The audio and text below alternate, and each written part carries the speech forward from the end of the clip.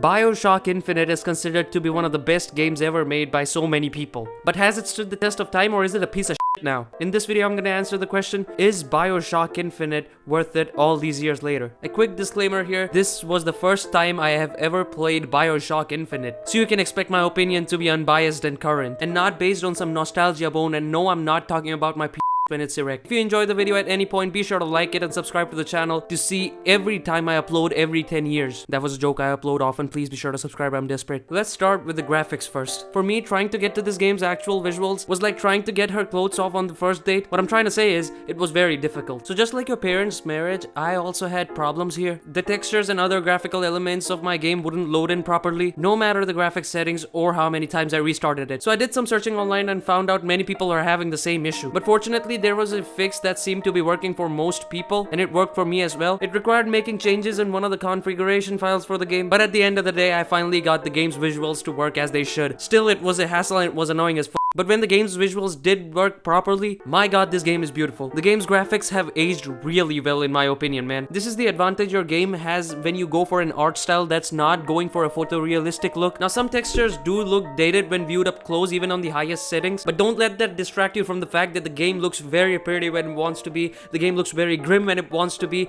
It's just very pleasant to look at. And the performance here was also very consistent. There was no areas where the FPS would drop for no apparent reasons, and I did not notice any stutters during my entire playthrough. So yeah, the game's gorgeous in the visual department. Just hope that you don't have to mess around with the configuration files. It's time to talk about the audio side of things now. The default audio balancing in the game is completely The first time I started this game, I literally had to throw my headphones away because of how obnoxiously loud it was. No matter how much I reduced the overall system volume, the game's audio was enough to give me a headache. No one told these developers that the only intense thing that comes from obnoxiously loud volume in a video game is ear bleeding. Everything from the footsteps, the dialogue, the music, everything was so goddamn loud. It was like hearing so much and nothing at the same time. I have never played any other game with volume this loud by default. So lo and behold, once again, I had to do some messing around in the options to experience the game as intended. So after setting the different volumes to my preference and actually being able to listen to the game's audio without blood pouring out of my ears, I found the game's audio design to be alright. There's a good selection of background music here. All the sound effects, whether it be from guns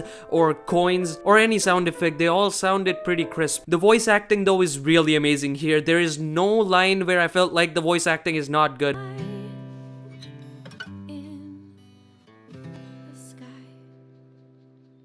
It really felt like the actors were passionate about what they were doing. The actors knew when to shut up and let the gameplay do the talking, and when to deliver some really good lines with emotion behind it. The animations though did the actors dirty in some places. The moments of silence which should have felt impactful were made to be a laughing stock in some places because of the inconsistency in animation. But yeah, from the actors' sides, the voice acting was A+ all across the board. I just hope whoever was in charge of the audio balancing department got fired. Time to talk about the story of the game now. Hello. You are Booker and you are given a contract to extract this girl named Elizabeth who has special powers to open portals or tears between alternate realities or dimensions. But surprise, surprise, things do not go as planned, just like between me and your mother. This is a sci-fi story at heart, and it's a good one at that. It starts out slow and keeps getting interesting as things progress. It explores very mature themes like religious beliefs, and it also explores the theme of racism at points. So people from America are gonna find this game a lot more relatable as well. As I said, in the audio department of this game, the acting is fantastic here. There are genuinely heartfelt quiet moments, horrifying and shocking moments, and blockbuster set pieces. The game is very emotionally complex and makes you question the morality of characters all the time. That being said, the second half drags on for way too long, man. I'm not gonna spoil anything, but there's a section in the second half of the game where the writers do something and then go like, oh my god, we did not think this through. We thought this was a good idea, but now we actually have to explain why we did this. So here's what we're gonna do, right? Go to this place, do this thing, go to this place, do the same thing again, go to this place and do the same thing again, while we keep dumping exposition on you, and while we're on the topic of unnecessary padding to make the game feel lengthier, why don't we just make you do the same boss fight 3 times in a row. But overall, the game is very atmospheric and very immersive, so it makes the story very good, except for that abysmal section I mentioned. Now, to many people, the story is the best part about the game, but I personally like the gameplay the most, so that's why I'm talking about it last. There's a very strong emphasis on exploration here, and it's very rewarding if you explore. This is exactly how you do exploration in a linear game. Obviously, by exploring, you can find the currency of the game, which I believe was called Silver Eagle. You can also find these mods which you can switch out depending on your playstyle. This can be changed in this menu, which has your objectives,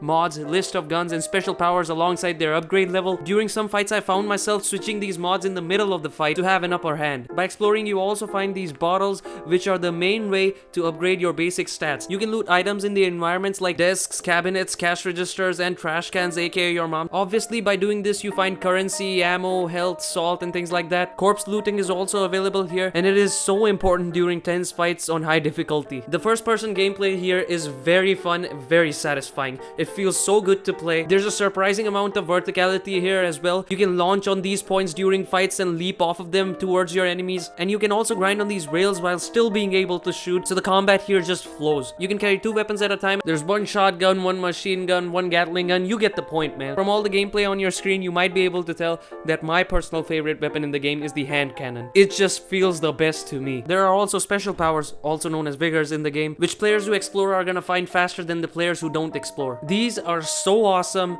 and so fun to use. And this is one of the few instances where I feel like all of these powers are useful for different types of players. Like, there's no special power here where I feel like, who the hell is gonna use this? All the guns in the game and all these powers can be upgraded at different vending machines. All these upgrades make a very noticeable difference and are necessary for later sections in the game if you're playing on higher difficulties. Elizabeth is also a major part of the gameplay, alongside being very useful in exploration, where she gives you coins and is required to open locked chests and doors because of her ability to lockpick using the lockpicks you can find in the environment. Elizabeth is also very important in fights. She's the one who revives you. She can spawn stuff by using her special ability I told you about in the story section of the game, where she can open tears. But most importantly, she provides you with necessary items like medkits and salts during fights, which is so helpful in hectic situations. She is genuinely a lifesaver here. To me personally, the best thing about the gameplay of this game is its focus on the fundamentals of first-person shooters and keeping it simple and streamlined. It does not overwhelm you with any stupid gimmicks. There is 1 currency in the game, so there are no stupid microtransaction opportunities here, and most importantly, it is responsive and fun to play. But there are 2 major problems here. First of all, the spawn and the save points. The autosave points are random as f here, but the main problem is the spawn points. The respawning works fine here most of the times, but so many times it spawns you right in the middle of the action. And I do not mean that in a good way. It spawns you right next to an enemy, so close that you can practically smell them. So all you have to do there is keep dying, keep losing your coins, and hit the enemy with 1 single bullet every time you respawn, so that the next time you die and respawn, you can finally finish them off. And the other major problem here is the difficulty spikes. For most of the playthrough, the game gives a very nice challenge that feels fair on the hard difficulty, but there are sections here where the difficulty spikes are as high as GameStop's stock prices. And these are the kind of difficulty spikes where all your skill goes straight out the window and you're forced to resort to spamming the machine gun at the enemy.